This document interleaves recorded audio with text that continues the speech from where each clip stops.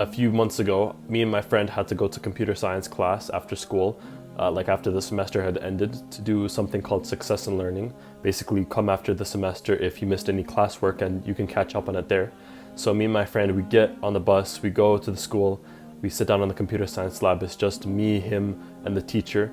We get our headphones on, we get our stuff that we're gonna listen to ready, and we just start working. And we work like we're grinding the work.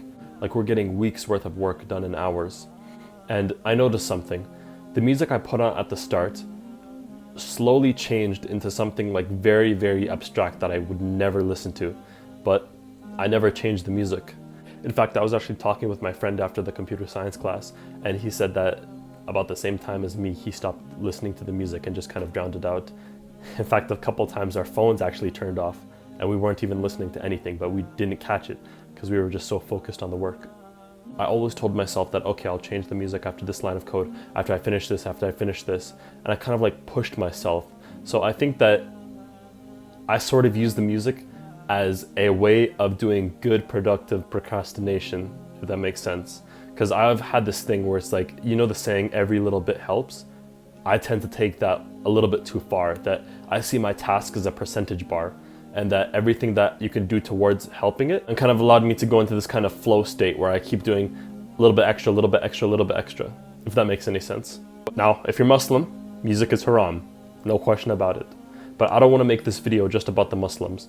I want to talk to everybody on this. So when you're working, whether you listen to music, nasheeds, or podcasts, most people think that they work better with audio.